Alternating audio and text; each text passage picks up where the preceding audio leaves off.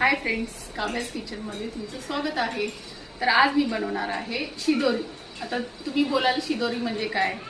तर हे पहिलं लग्नामध्ये मुलगी सासरला जायची तेव्हा हे शिदोरी बांधून देत होते, ती शिदोरी। तर आज मी तुम्हाला ती शिदोरीची रेसिपी दाखवणार आहे। त्याला आहे ना तेलच्या पण बोलतात।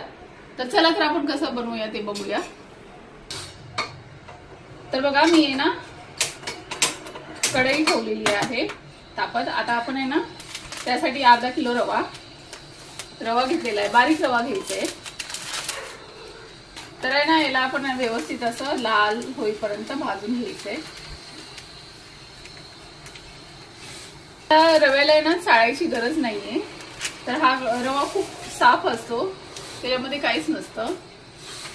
तर पाहू शकता तुम्ही रवा, हे बघा किती साफ असा रवा आहे, त्याला काहीच करायची गरज नाहीये।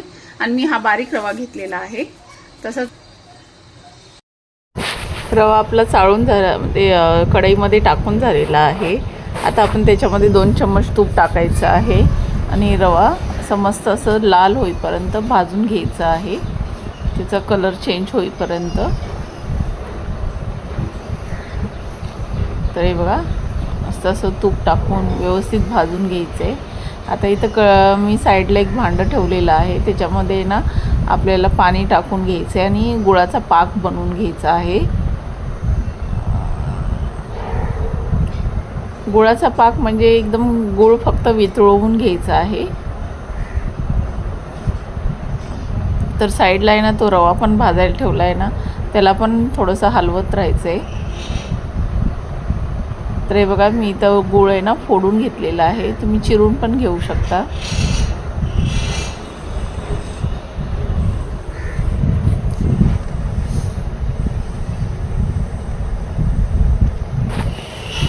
आता त्याच्यामध्ये वेलची, बडीशोप आणि जायफळची पूड बनवून ठेवलेली आहे मी, तर ती टाकलेली आहे। थोडीशी खसखस टाकायची आहे त्याच्यामध्ये,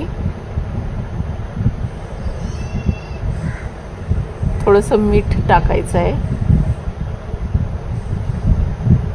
कोणत्या पण गोडाच्या पदार्थामध्ये थोडंसं मीठ टाकलं ना ते गोडाचं बॅलन्स होतं, म्हणजे चव पण चांगली लागते आणि ते गोड बॅलन्स होतं त्याच्यामध्ये।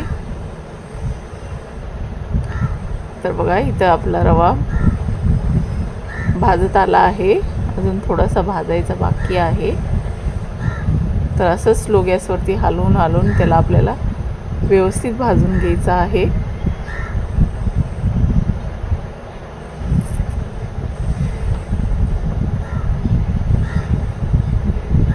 तर आपला गुळाचा पाक पण तयार होतोय। तर बघा आपला रवा मस्त असा भाजून झालेला आहे।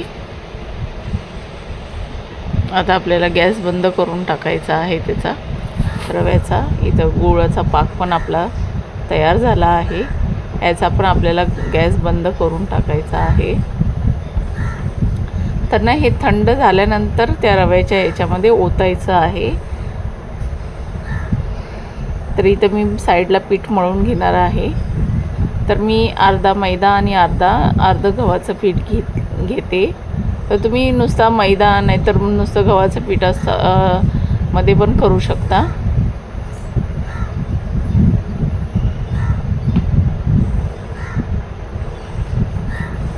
आणि आता या पिठामध्ये आपल्याला तुपाचं मोहन टाकायचं आहे।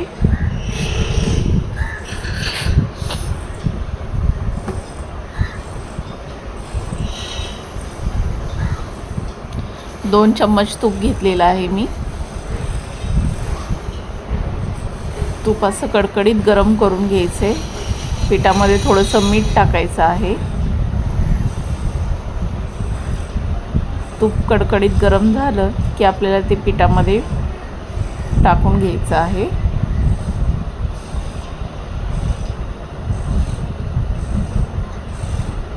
आणि ते तूप आपल्याला पूर्ण व्यवस्थित मिक्स करून घ्यायचं आहे पिठामध्ये।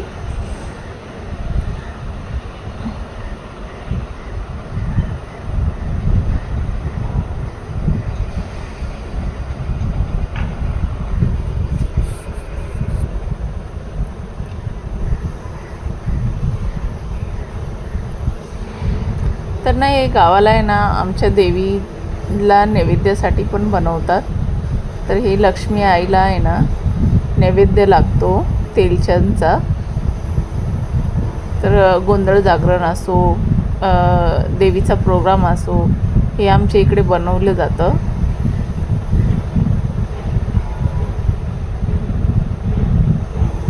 आणि पहिलं लग्नामध्ये मुलगी सासरी जाताना हे म्हणजे तेलच्या बनवून देत होते.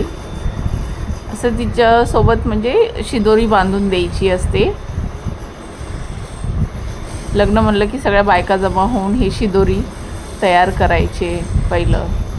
आता ही पद्धत कोण कोण करत नाही, पण कोणत्या जुन्या म्हणजे असं अजून गावामध्ये ही पद्धत आहे, पण कोण कोण करतं कोण नाही करत. तर आता कोण लाडू देतं, कोण करंजा देतं, कोण बालुशाही देतं, असं करतात. तर बघा आता इथं रवा पण आपला थंड झाला आहे, इथं पाक पण आपलं थंड झालं आहे. म्हणजे जास्त थंड व्हायला नाही द्यायचं, जसं आपलं बोट बुडेल एवढं थंड झालं पाहिजे, आपण हात लावू शकतो एवढा थंड झाला पाहिजे.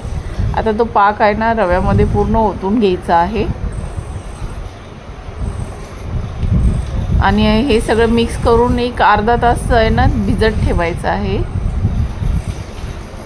तर आता हे मी मिक्स करून आहे ना एक अर्धा तास आहे ना भिजत ठेवून देणार आहे. तर आता हे एवढं पातळ आहे ना, ते पूर्ण पाक आहे ना त्याच्यातला शोषून घेणार, म्हणजे रवा पूर्ण पाक शोषून घेणार.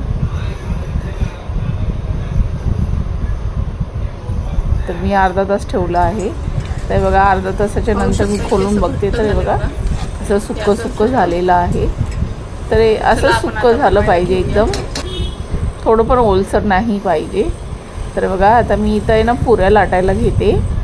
तर हे असं सारण आहे ना पिठामध्ये भरून ह्याच्या पुऱ्या लाटून घ्यायच्या आहेत आपल्याला. अशा साईजच्या आपल्याला सगळ्या पुऱ्या लाटून घ्यायच्या आहेत.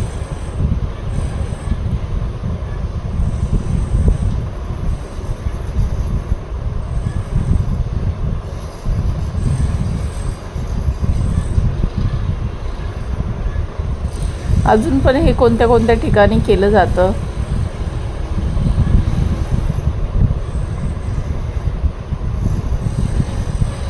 आमच्या साईडला ही पद्धत खूप जणांच्या ठिकाणी आहे.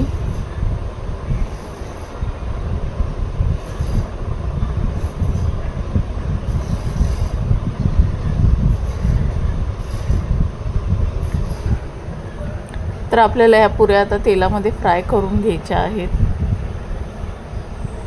तर मस्त असं कडक कुरकुरीत अशा पुऱ्या होतात. मस्तच असं झालेल्या आहेत पुऱ्या आपल्या.